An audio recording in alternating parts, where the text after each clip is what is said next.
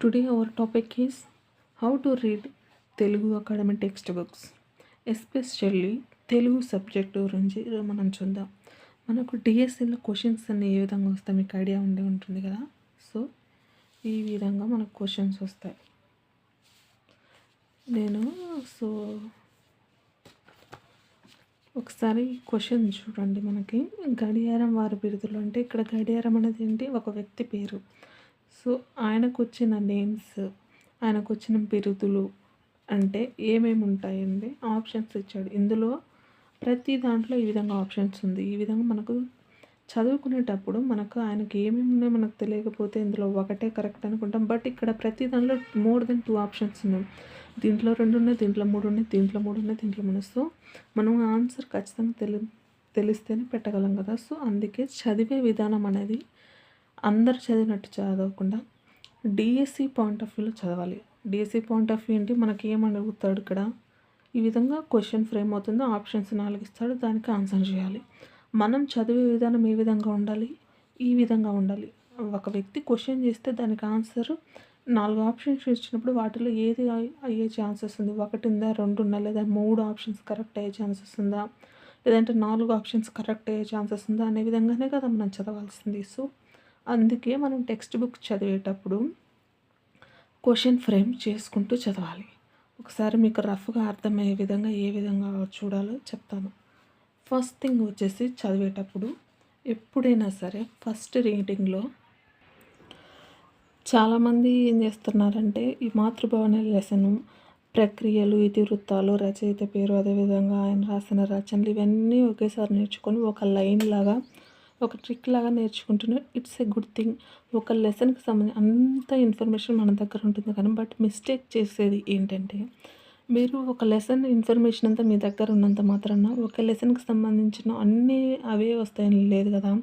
ఒక లెసన్కి సంబంధించి ప్రక్రియ వస్తుంది, సేమ్ లెసన్ నుంచి మన ఇతివృత్తం కాదు. అప్పుడు మనకేమవుతుంది, ప్రక్రియతో పాటు ఇవన్నీ మనం గుర్తు తెచ్చుకుంటే చాలా టైం వేస్ట్ అవుతుంది. సో మీరు అవన్నీ గుర్తుపెట్టుకుని ట్రిక్ యూస్ చేయండి. బట్ మీరు ఎప్పుడైతే సెకండ్ రీడింగ్ స్టార్ట్ చేస్తారో, సో ఫస్ట్ రీడింగ్లో వచ్చేసి మొత్తం ఇదే విధంగా ఎటువంటి అండర్లైన్స్ చేయకుండా, ఏమి చేయకుండా కంప్లీట్ లెసన్ మొత్తం చదవండి ఫస్ట్ రీడింగ్లో. దెన్ సెకండ్ రీడింగ్ స్టార్ట్ చేయండి. సెకండ్ రీడింగ్ అప్పుడు ఏం చేస్తారంటే, మీరు ఈ విధంగా తీసుకోవాలి లెసన్. ఫస్ట్ తీసుకున్న తర్వాత ఇప్పుడు మాతృభావన అనే లెసన్ ఏ ప్రక్రియకు సంబంధించింది అన్నాడు అంటే ఏంటి, పద్యం. సో ఆన్సర్ క్వశ్చన్ ఏంటి, మాతృభావనాలు అనే లెసన్ యొక్క ప్రక్రియ ఏంటి అనేది. సో ఏంటిది, పద్యం. Is that clear? సో మనకి ఒక క్వశ్చన్ ఇక్కడ ఫ్రేమ్ అయిపోయింది. సో ప్రక్రియ నుంచి ఒక క్వశ్చన్ ఫ్రేమ్ అయింది. అగైన్ ఇక్కడ చూడండి, సేమ్ ఇదే టాపిక్ నుంచి క్వశ్చన్ ఏ విధంగా ఫ్రేమ్ అవుతుంది. పద్యం ప్రక్రియ ఉండే లెసన్స్ నేమ్ ఏంటి అన్నాడు. ఒకసారి క్లియర్గా నేను చెప్పింది వినండి. పద్యం ప్రక్రియ ఉండే లెసన్స్ నేమ్ అన్నాడు. అందులో మాతృభావన అనే ఆప్షన్ కూడా ఉంది. సో మనకేంటి ఆన్సర్, మాతృభావన కూడా అవుతుంది. సో చదివేటప్పుడు ఈ విధంగా చదవాలి మనం క్వశ్చన్ ఫ్రేమ్ చేసుకుంటాం. అగైన్ ఇప్పుడు ఇంకొక క్వశ్చన్ ఏ విధంగా ఫ్రేమ్ అవుతుంది, ఈ 2 లైన్స్లో ఎన్ని క్వశ్చన్స్ ఫ్రేమ్ అవుతాయి మీకు చేసి చూపిస్తాను. సెకండ్ రీడింగ్లో ఈ విధంగా అండర్లైన్ చేసుకోండి, ఇంపార్టెంట్ ఇవి మాత్రమే, రిమైనింగ్ అవసరం లేదు. ఇక్కడ కవి పరిచయం దగ్గర నేను చదివిన తర్వాత నాకు అర్థమైంది ఏంటంటే, లెవెల్ 4 క్వశ్చన్ వస్తేనే ఇక్కడ ఫాదర్ మదర్ నేమ్ అడిగే ఛాన్సెస్ ఉంది. సో మనకు డిఎస్సిలో లెవెల్ 1, లెవెల్ 2, లెవెల్ 3 వరకే వస్తుంది మోస్ట్లీ. లెవెల్ 4 అంటే ఇంకా మోస్ట్లీ అంటే ఒక బిట్ కూడా వచ్చే ఛాన్సెస్ లేదు. ఇన్ కేస్ ఇస్తే గిన నీకు ఎలా ఉందో మిగిలిన వాళ్ళకి కూడా అదే విధంగా ఉంటుంది కదా question, level 4 question. So no problem. ఇక్కడ మా ఫాదర్ నేమ్, మదర్ నేమ్ అడిగే ఛాన్సే లేదు. బట్ డిస్టిక్ అడిగే ఛాన్సెస్ ఉంది. ఇన్ కేస్ అంటే ఈ డిస్టిక్కి సంబంధించి ఎంతమంది కవులు ఉండొచ్చు అడిగే ఛాన్సెస్ ఉంది. కాబట్టి దాన్ని నేను పెన్సిల్తో అండర్లైన్ చేసుకుంటున్నాను, ఎందుకంటే అది లెస్ ఇంపార్టెంట్. క్లియర్? యూజ్ చేసేటప్పుడు ఇక్కడ బ్లూ, రెడ్ పెన్స్ యూజ్ చేసుకోండి, మనకు ఈజీగా ఉంటుంది. ఒకే పెన్తో కంటిన్యూగా అండర్లైన్ చేసినా మనకేముందంటే కొంచెం క్లమ్జీగా అనిపిస్తుంది. సో మాతృభావన అనే లెసన్ యొక్క ఇతివృత్తం ఏంటి, స్త్రీల పట్ల గౌరవం గురించి ఈ లెసన్ తెలుపుతుంది అనేది ఒక క్వశ్చన్. సో ఇతివృత్తం నుంచి మనకు ఒక క్వశ్చన్ ఫ్రేమ్ అయింది. నెక్స్ట్ స్త్రీల పట్ల గౌరవం గురించి తెలిపే సో స్త్రీల రిలేటెడ్గా ఉండే లెసన్స్ ఎన్ని ఉన్నాయి ఇచ్చిన ఆప్షన్స్లో. సో అందులో మనం వన్ ఆఫ్ ది ఆప్షన్గా మనం మాతృభావం కూడా సెలెక్ట్ చేసుకోవాలి. క్లియర్. ఇక్కడ రైటర్ నేమ్ అంటే కవి. సో ఎవరు రాసింది? గడియారం వెంకటశాస్త్రి గారు. సో ఇతడు రాసింది ఎక్కడి నుంచి తీసుకున్నాడు ఈ లెసన్ మాతృభావం అనే లెసన్లో అంటే శ్రీ శివభారతం అనే లెసన్ నుంచి దాంట్లో నుంచి తీసుకున్నాడు. ఒక బుక్ అనుకోండి శ్రీ శివభారతం, ఆ బుక్లోంచి తృతీయ శ్వాసం అన్నాడు అంటే థర్డ్ చాప్టర్ లాగా తీసుకున్నాడు. సో థర్డ్ చాప్టర్లో ఉంది ఏంటి? మాతృభావం అనేది. ఇక్కడ క్వశ్చన్ ఫ్రేమ్ చూడండి. ఇది కవి మాతృభావన కవి ఎవరని మీద ఛాన్సెస్ ఉంది కాబట్టి ఇది ఒక క్వశ్చన్ ఫ్రేమ్ అయింది. సో మాతృభావన అనే లెసన్ ఎక్కడి నుంచి తీసుకున్నాడు అంటే శ్రీ శివభారతంలోనిది అనే దాంట్లోంచి తీసుకున్నాడు. సో ఇక్కడ ఒక క్వశ్చన్ ఫ్రేమ్ అయింది. నెక్స్ట్ మాతృభావన అనే లెసన్ శ్రీ శివభారతంలోని ఎన్నో శ్వాసం నుండి తీసుకోవడం జరిగింది? తృతీయ శ్వాసం. ఇది ఒక క్వశ్చన్ ఫ్రేమ్ అయింది. సో అగైన్ కవి పరిచయంలో మళ్ళీ మనకు ఈయన గడియారం వెంకటశాస్త్రి అంటే అది చదవాల్సిన అవసరం లేదు, ఆల్రెడీ ఇక్కడ చదివాం కాబట్టి అవసరం లేదు. కానీ అతని ముందున్న పదం చదవాలి. ఏంటిది? శతావధాని అన్నారు. సో అది అండర్లైన్ చేసుకుంటే సరిపోతుంది, మిగిలిన స్కిప్ చేయండి. క్లియర్. ఈ విధంగా చదవాలి. నెక్స్ట్ ఈయన దుర్భాక రాజశేఖర శతావని కలిసి కొన్ని రాశాడు. ఇది అడిగే ఛాన్సెస్ ఉందా మనకి ఫ్రెండ్స్ రిలేటెడ్గా? సో ఈయన ఏ కాలానికి సమకాలీకుడు అనే అలా ఏమైనా అడిగే ఛాన్సెస్ ఉందంటే అది లెవెల్ 3 క్వశ్చన్ అడిగే ఛాన్సెస్ ఉంది. కాబట్టి అగైన్ మన పెన్సిల్తో ఈ విధంగా అండర్లైన్ చేసుకొని మీరు ఏం చేస్తారంటే ఇక్కడ L3 అని పెట్టుకోండి. L3 అంటే ఏంటి? లెవెల్ 3 క్వశ్చన్ అయితే ఇది అడిగే ఛాన్సెస్ ఉంది అని అర్థం. సో ఈ విధంగా క్లియర్ అయిపోయింది. నెక్స్ట్ ఇక్కడ ఆయన రచించిన రచనల నుంచి మనకు ఖచ్చితంగా ఒక క్వశ్చన్ వస్తుంది. ఏ లెసన్ అయినా కావచ్చు. కాబట్టి ఇప్పుడు రచనలు చదవాలి. ఆల్రెడీ శ్రీ శివభారతం అనేది చదివేసాం కాబట్టి అది అండర్లైన్ చేసుకోకూడదు. ఇందులో ఈ లెసన్ను మనం తీసుకోవడానికి ఈ లెసన్లో ఏముందంటే స్వాతంత్ర కాంక్షను అనువనుగా రగులు కొల్పిన అంటే స్వాతంత్ర కాంక్ష అంటే ఇండిపెండెన్స్కి రిలేటెడ్గా ఉంది అనేది. సో ఇది ఇంతవరకు అండర్లైన్ చేసుకోండి. స్వాతంత్ర కాంక్ష అనువునుగా రగల్చిన మహాకావ్యం. క్లియర్. అదే ఓకే. నెక్స్ట్ ఇతర రచనలు. సో శ్రీ శివభారతంలో ఏముందంటే ఇది క్వశ్చన్ అడిగే ఛాన్సెస్ వచ్చేసి శివభారతంలో దేనికి సంబంధించిన క్వశ్చన్ వచ్చేసి అడిగే ఛాన్సెస్ చాలా తక్కువ. సో అందుకే ఇక్కడ నేను క్వశ్చన్ అనేది ఏం మార్క్ పెట్టలేదు. ఇక్కడ అండర్లైన్ అగైన్. ఈయన రచనలు మురారి, పుష్పబాల వినాశం, రఘునాథయ మల్లికామారుతం మొదలైన కావ్యాలు, వాస్తు చిత్రిక, అముద్రావచన రచన, శ్రీనాథ కవిత సామ్రాజ్యం, విమర్శ. సో ఈయనకి ఇన్ని రచనలు ఉన్నాయి. ఇన్ని రచనలు ఉన్నప్పుడు మనకు క్వశ్చన్ ఏ విధంగా ఫ్రేమ్ అవుతుందో ఇప్పుడు మీకు చూపిస్తాను. సో మనకు డిఎస్సిలో క్వశ్చన్ ఏ విధంగా అడుగుతాడు? ఈ విధంగా అడుగుతాడు. గడియారం వారి రచనలను జతపరచండి అని అడగచ్చు. లేదంటే ఇచ్చిన వాటిల్లో ఆయన రచనలు గుర్తుపట్టడం అని అడగచ్చు. సో ఈ విధంగా క్వశ్చన్ ఫ్రేమ్ అవుతుంది కాబట్టి మనం చదివేటప్పుడు ఏం చదవాలి? ఈ విధంగా డివైడ్ చేసుకోవాలి.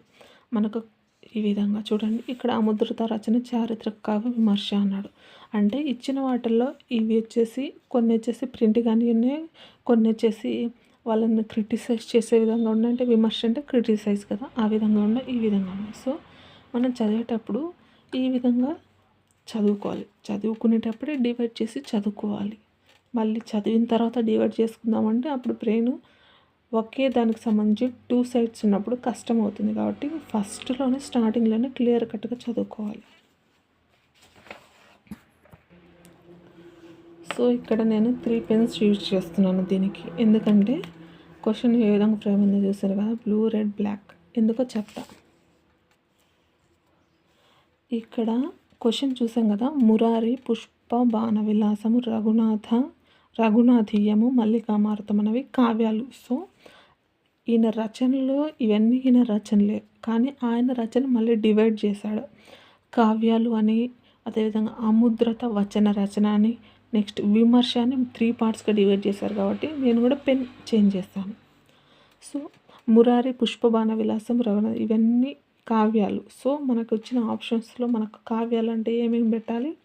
మురారి, పుష్పబాణ విలాసం, రఘునాథ్. ఇటుక ట్రిక్ ఏంటంటే మురారి, పుష్ప, రఘు, మల్లిక అనేవాళ్ళు మొత్తం వీళ్ళందరూ కలిసి కావ్య దగ్గరికి వెళ్ళారు. క్లియర్? ఎక్కడికి వెళ్ళారు? మొత్తం అందరూ కలిసి కావ్య దగ్గరికి వెళ్ళారు. మనకు కావ్యాలు అంటే ఎవరెవరు వస్తారు? మురారి, పుష్పబాణ విలాసం, రఘునాథిని, మల్లిక అమృతం. క్లియర్? అయిపోయింది. అముద్రిత వచన రచన అన్నాడు. ముద్రిత అంటే ప్రింట్ చేయడం అని. అముద్రిత అంటే ప్రింట్ చేయలేదు. మనం వాస్తును ప్రింట్ చేస్తామా? ఎప్పుడైనా వాస్తును పరిశీలిస్తాం ఫస్ట్. పరిశీలించిన తర్వాతనే ఏమన్నా ఉంటే రాసేది రాసుకుంటాం కానీ సో ఫస్ట్ మనం వాస్తుని ఏం చేస్తామో ప్రింట్ చేయము అనేది గుర్తుపెట్టుకోండి. ఈ విధంగా మనం ట్రిక్ యూస్ చేసుకుంటే దాన్ని గుర్తుపెట్టుకోవాలి. వాస్తును ఫస్ట్ ముద్రించము అంటే లేదు, నో అని అర్థం కదా. సో ముద్ర అనేది లేదు అని గుర్తుపెట్టుకోండి. నెక్స్ట్ శ్రీనాథ కవితా సామ్రాజ్యం. శ్రీనాథ్, కవిత అనేవాళ్ళు వాళ్ళిద్దరు రాజ్య పరిపాలన చేస్తుంటే వాళ్ళను చాలామంది విమర్శ చేశారు, అంటే వాళ్ళని క్రిటిసైజ్ చేశారు. శ్రీనాథ్ అనే విధంగా కవిత అనే వాళ్ళని క్రిటిసైజ్ చేశారని గుర్తుపెట్టుకోండి. క్లియర్? ఈ విధంగా 3 పెన్స్ యూస్ చేసి నేను ఈ 3 ఆయన రాసిన ఆర్టికల్స్ని ఈ విధంగా డివైడ్ చేసినప్పుడు నేను కూడా డివైడ్ చేసి చదివాను క్వశ్చన్ ఫ్రేమ్ అయ్యే విధంగా. సో ఇక్కడ కావ్యాలు అంటే ఏంటి అనేది ఒక క్వశ్చన్, అముద్రిత వచన రచన ఒక క్వశ్చన్, అదేవిధంగా ఇది వచ్చేసి విమర్శ అనేది ఒక క్వశ్చన్. ఈ కావ్యాలు ఈయన రచించిన రచనలన్నీ కలిపి మనకు ఒక క్వశ్చన్ ఫ్రేమ్ అయ్యే ఛాన్సెస్ ఉంది. సో ఈ విధంగా ఎన్ని క్వశ్చన్స్ సింపుల్లో ఈ కొంచెం పారాగ్రాఫ్లోనే మోర్ దెన్ 10 క్వశ్చన్స్ ఫ్రేమ్ అయ్యే ఛాన్సెస్ ఉంది మనకి. ఇప్పుడు నేపథ్యం చదివేటప్పుడు ఎప్పుడైనా ఇతివృత్తాన్ని మైండ్లో పెట్టుకోండి. ఇతివృత్తం ఏంటి? స్త్రీల పట్ల గౌరవం కదా. సో ఆ సిచ్యువేషన్ ఎందుకు వచ్చింది ఈ లెసన్లో అనేది మనం ఇప్పుడు చూద్దాం. ఛత్రపతి శివాజీ అనేది మీకు గుర్తుండే ఉంటారు కదా. సో ఆయనను గుర్తు తెచ్చుకోండి. ఛత్రపతి శివాజీ అతని దగ్గర పనిచేసే వ్యక్తి పేరేంటి? అబ్బాజీ సోందేవుడు. ఈ అబ్బాజీ సోందేవునితో కళ్యాణి దుర్గం అనే ప్రదేశాన్ని ఆ ప్లేస్ని ఆక్యుపై చేయమన్నాడు. ఈయన వెళ్ళినప్పుడు అబ్బాజీ సోందేవ్ వెళ్ళి ఏం చేశాడంటే మొదటి దండయాత్ర అనేది అంత ఇంపార్టెంట్ ఏం కాదు, ఎందుకంటే నేపథ్యం ఇచ్చినప్పుడు మనకు ఈ ఎన్ని లైన్లు ఉన్నా అన్ని లైన్లు నేపథ్యం ఇచ్చే ఛాన్స్ లేదు. మోర్ దెన్ 1 or 2 లైన్స్ ఇస్తాడు మీకు నేపథ్యం. So don't get worry about it. నేపథ్యం నుంచి మనకైతే క్వశ్చన్ ఫ్రేమ్ అవుతుంది. క్లియర్? అది ఈ అబ్బాజీ సోందేవుడు ఏం చేస్తాడంటే పోయిండు, ఆ పట్టణాన్ని ఆక్యుపై చేసి విన్ అయిపోయిండు. మొత్తానికి ఆ పట్టణాన్ని తీసుకొచ్చిండు. ఆ పట్టణాన్ని తీసుకురావడంతో పాటు ఆయన ఏం చేసిండంటే అక్కడ ఆ ప్లేస్లో ఉండే రాణులు ఉంటారు కదా. సో ఆ రాణులను, అక్కడ ఉన్న స్త్రీలు ఎంతమంది ఆడవాళ్ళను వాళ్ళందరినీ తీసుకొచ్చి అక్కడ సర్వస్వాన్ని కూడా, సో ఈ మొత్తం అక్కడ ఉన్న మొత్తాన్ని ఆక్యుపై చేసి తీసుకొచ్చి ఆ విషయం ఏమని చెప్పిండు శివాజీతో, నేను ఆ ప్లేస్నే కాదు మొత్తాన్ని తీసుకొచ్చినప్పుడు అప్పుడు శివాజీ ఏమన్నాడు? పరస్త్రీలు తల్లులతో సమానం అని చెప్పి ఏం చెప్పాడు? చెప్పడం మాత్రమే కాదు, ఆమెకు అగౌరవం కలిగినందుకు చింతిస్తూ ఇది చేయడం తగదని హితువు పలికిన సందర్భంలోనిది. సో మన క్వశ్చన్ ఇక్కడి నుంచి ఇక్కడ శివాజీ పరస్త్రీలు తల్లులతో సమానం అని చెప్పి అని ఏ లెసన్లో చెప్పాడు? మాతృభావన అనే లెసన్లో చెప్పాడు. లేదంటే శివాజీ పరస్త్రీలు తల్లులతో సమానం. సో ఇక్కడ శివాజీ అని ఇవ్వకుండా పరస్త్రీలు తల్లులతో సమానం అని ఏ లెసన్ యొక్క నేపథ్యం చెప్తుంది అంటే మాతృభావన అనే లెసన్ చెప్తుంది. సో ఇంత ఈజీగా క్వశ్చన్, డైరెక్ట్ క్వశ్చన్ అయితే ఈ విధంగా ఈజీగా ఇస్తాడు. ఇన్ కేస్ ఇండైరెక్ట్గా ఇస్తే క్వశ్చన్ ఏ విధంగా ఫ్రేమ్ అవుతుందంటే స్త్రీలను అగౌరవం కలిగించినందుకు చింతిస్తూ ఇలా చేయడం తగదని హితవు పలికిన వ్యక్తి ఎవరు అంటే శివాజీ. క్లియర్? సో ఈ విధంగా ఇండైరెక్ట్గా క్వశ్చన్ ఫ్రేమ్ అయ్యే ఛాన్సెస్ ఉంది. నెక్స్ట్ ఇదే క్వశ్చన్ ఇంకొక ఏ విధంగా ఫ్రేమ్ అవుతుందో చూపిస్తాం. సో శివాజీ అబ్బాజీ సోందేవుడు దేన్ని రచించారు? కళ్యాణి దుర్గం కదా. సో అక్కడ స్త్రీలను తీసుకొచ్చేటి ఇదంతా ఎక్సెట్రా ఎక్సెట్రా అయింది కదా. సో మాతృభావన అనే లెసన్ నేపథ్యంలో ఇక్కడ ఏ ఇద్దరు వ్యక్తుల మధ్య సంబంధించిన విషయం అని అడిగితే లెవెల్ 3 క్వశ్చన్ అది. రేర్ బట్ ఇన్ కేస్ అప్పుడు ఆప్షన్స్లో మనకు శివాజీ ఇస్తాడు, అబ్బాజీ సోందేవుడు అనే ఒక పేరు ఇస్తాడు, రిమైనింగ్ పేరు వచ్చేసి కళ్యాణి దుర్గం అనేది సోందేవుడు అనేది ఒక పేరు ఇస్తాడు. మళ్ళీ ఈ విధంగా సర్దారులు, అదేవిధంగా సోందేవుడు, ఈ విధంగా ఆప్షన్స్ మనకు క్వశ్చన్ ఫ్రేమ్ అయినప్పుడు లేదా వేరే పేర్లు పెట్టచ్చు. ఛత్రపతి సంథింగ్ ఎలాంటి సంథింగ్ ఏ పేరు పెట్టినా, లేదంటే గడియారం వెంకట శాస్త్రి ఇక్కడ రైటర్ నేమ్ యూజ్ చేసుకుని మనకు పెట్టచ్చు. అప్పుడు మీరు కన్ఫ్యూజ్ అయ్యే ఛాన్సెస్ ఉంది కాబట్టి అప్పుడు మీరు ఇక్కడ బాగా చూడండి. అందుకే నేపథ్యం చదివేటప్పుడు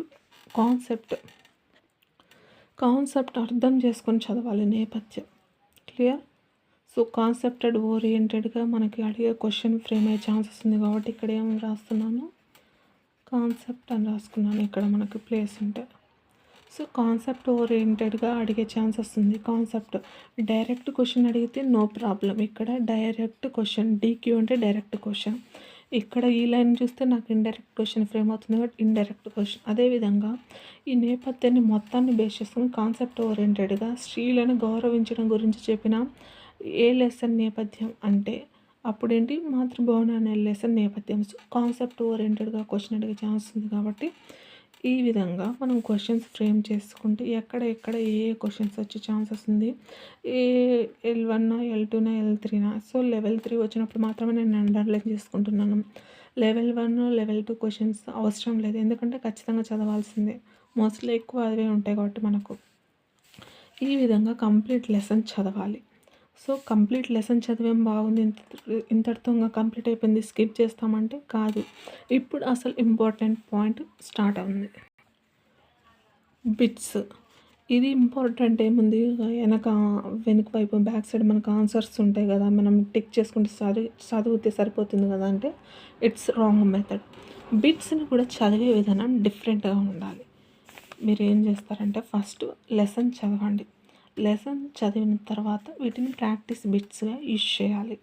సో ఇప్పుడు మీరు ఆన్సర్ చేసేటప్పుడు మీరు ఏమి ఆన్సర్లు బ్యాక్ సైడ్ చూడకుండానే ఫస్ట్ మీరు పెన్సిల్తో తీసుకోండి. పెన్సిల్ ఎందుకు యూజ్ చేయమన్నానంటే మీరు చెప్తా ఒక విషయం, మీరు కరెక్ట్ ఆన్సర్ పెట్టారా లేదా ఫైనల్ దాంట్లో కరెక్ట్ అనిపించినప్పుడు అప్పుడు మాత్రమే పెన్తో అండర్లైన్ చేయండి. కరెక్షన్ చూసిన తర్వాతనే, అంతవరకు మనం పెన్సిలే యూజ్ చేయాలి, ఎందుకంటే పెన్తో అయితే ఎరేజ్ చేయడానికి కుదరదు కదా. సో శ్రీ శివభారతం, శ్రీ కవి సామ్రాజ్యం, వాస్తు జత్రి ఇవన్నీ ఇచ్చాడు. ఇక్కడ నేను టిక్ చేసుకుంటున్నాను. వాస్తుకు నేనేమని చెప్పాను, వాస్తుని వచ్చేసి ముద్రించము ఫస్ట్ అని చెప్పాను కాబట్టి సో వాస్తు జత్రిక వచ్చేసి ఈ విధంగా అండర్లైన్ చేసుకున్నాను. సో ఆప్షన్ ఈ వచ్చేసి యా అనేది ఎన్ని ఆప్షన్స్లో ఉందంటే ఈ ఆప్షన్ ఒక ఆప్షన్స్లోనే ఉంది కాబట్టి ఇది కరెక్ట్ ఆన్సర్. సో ఇది కరెక్ట్ ఆన్సర్ కదా పెట్టేస్తాను. రిమైనింగ్ 2 చూడకుండా అంటే ఇట్స్ రాంగ్ మెథడ్. రిమైనింగ్ 2 కూడా చూడాలి. సో శ్రీ శివభారతం అనేది ఏంటిది అంటే చారిత్రక కావ్యం. చారిత్రక కావ్యం అని ఎక్కడ ఉంది అంటే ఇక్కడ చూడండి, ఇది వచ్చేసి చారిత్రక కావ్య ప్రక్రియకు చెందింది అనేది. సో అగైన్ నేను ఇక్కడ ఏదైతే స్కిప్ చేశానో సో వాస్తు జంత్రిక అనేది ప్రింట్ కాలేదు కాబట్టి ఇది వచ్చేసి సముద్రత రచన. నెక్స్ట్ రిమైనింగ్ 2 ఆప్షన్స్ కూడా చూద్దాం. శ్రీ కవి సామ్రాజ్యం, శ్రీ శివభారతం. శ్రీ శివభారతం వచ్చేసి లెసన్ ఎక్కడి నుంచి తీసుకున్నది. సో ఇందులో వచ్చేసి చారిత్రక కావ్యం అనే ఆప్షన్ ఉంది, విమర్శ ఉంది. సో శ్రీనాథ్ కవితను విమర్శ చేశారనింది. సో ఇది వచ్చేసి ఈ ఆప్షన్ కరెక్ట్. నెక్స్ట్ శ్రీ శివభారతం వచ్చేసి మిగిలింది చారిత్రక కావ్యం. సో ఇది కరెక్టా కాదంటే లెసన్ చూద్దాం. సో చారిత్రక కావ్య ప్రక్రియకు చెందింది. సో క్వశ్చన్ ఫ్రేమ్ అవుతుంది కాబట్టి నేను టిక్ చేసుకున్నాను. క్లియర్? సో మనం ఇక్కడ చదివింది కాకుండా ఆప్షన్స్లో చదివి కూడా ఏగైనా మళ్ళీ మనము క్వశ్చన్స్ ఎక్కడైనా ఫ్రేమ్ అయితే అక్కడ కూడా టిక్ చేసుకోవాలి. సో ఇప్పుడు చదివాం కదా. సో శ్రీ శివభారతం ఏంటి, ఏ లెసన్ చారిత్రక. సో ఆన్సర్ ఏంటిది ఇక్కడ. సో ఈ విధంగా ఆప్షన్ ఉన్నది మనకు కరెక్ట్ కాబట్టి ఇది టిక్ చేసుకున్నాం. ఇంకా అయిపోయింది కదా, కంప్లీట్ అయిపోయింది. సో ఈ విధంగా మనము ఇప్పుడు నేను ఈ ఆప్షన్ పెట్టాను, ఇది కరెక్టా కాదనేది నేను వెరిఫై చేసుకోవాలి కదా. సో ఎన్ని క్వశ్చన్స్ ఉన్నాయి అన్ని క్వశ్చన్స్ ఆ లెసన్ కంప్లీట్ అయిన వెంటనే ఒక 2 మినిట్స్ ఆర్ 5 మినిట్స్ గ్యాప్ ఇచ్చి మీరు వెంటనే టెస్ట్ రాసేయండి. ఎప్పటికప్పుడు ఫినిష్ చేసుకుంటే ఈజీగా ఉండేది. ఈ విధంగా టెస్ట్ కంప్లీట్ చేసిన వెంటనే ఇది కరెక్టా కాదా అనేది అప్పుడు మీరు అగైన్ ఆన్సర్స్లోకి వెళ్ళి, సో ఇక్కడ ఆప్షన్స్లో మనకేముంది, option 2 is the correct answer కదా. సో ఇది నేను పెట్టిన ఆన్సర్, ఇప్పుడు నేను పెట్టింది కరెక్ట్ కాబట్టి అప్పుడు నేను ఈ విధంగా టిక్ చేసుకుంటా పెన్తో, అంతవరకు పెన్సిల్తోనే ఉంచుతా. సో ఇన్ కేసు మనం పెట్టింది తప్పు అన్నప్పుడు ఎరేస్ చేసి అప్పుడు కరెక్ట్ ఆన్సర్ అయితే, సో ఆ విధంగా కరెక్ట్ ఆన్సర్ పెట్టామా రాంగ్ పెట్టామా, ఇన్ కేస్ రాంగ్ పెట్టామనుకోండి, రాంగ్ పెడితే అప్పుడు మీరేం చేస్తారంటే కరెక్ట్ ఆన్సర్ పెన్సిల్తో టిక్ చేసి దాన్ని రివిజన్ అని రాయండి అగైన్. మామూలు బిట్లు 2 టైమ్స్ రివిజన్ చేస్తే ఈ విధంగా రివిజన్ అన్న పెట్టి 3 టైమ్స్ రివిజన్ చేయండి.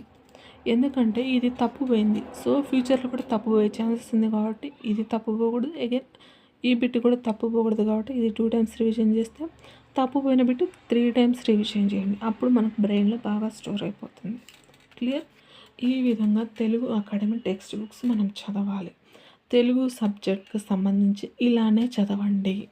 క్లియర్. సో మనకు వచ్చేసి లాట్స్ ఆఫ్ ఇన్ఫర్మేషన్ ఎక్కువ ఇన్ఫర్మేషన్ ఉన్నప్పుడు క్వశ్చన్స్ అన్నీ ఈ విధంగా మ్యాచ్ ద ఫాలోయింగ్ అడిగే అవకాశం ఉంది. లేదంటే 3 ఆప్షన్స్ లెసన్కి సంబంధించినవి ఇచ్చి ఒక ఆప్షన్ వేరే లెసన్కి సంబంధించి ఇచ్చి ఇది ఆ లెసన్కి రిలేటెడ్ కాంది, లేదంటే ఈ వ్యక్తికి రిలేటెడ్ కానీ రచన ఏదో ఐడెంటిఫై చేయమంటారు. కాబట్టి మోర్ దెన్ 1 or 2 ఆప్షన్స్ ఉన్నప్పుడు జాగ్రత్తగా అబ్జర్వ్ చేసి చదువుకోండి. This is the way of reading Telugu academy Telugu text books. So ఈ విధంగా చదువుకోండి. మీకు ఎస్జిటి వాళ్ళు కానీ స్కూల్ అసిస్టెంట్ వాళ్ళు తెలుగు సబ్జెక్ట్ నుంచి మీకు ఎటువంటి బిట్ వచ్చినా మీరు ఆన్సర్ చేసేయగలిగే కెపాసిటీ మీకు వస్తుంది. So all the best and we will meet you in the next session.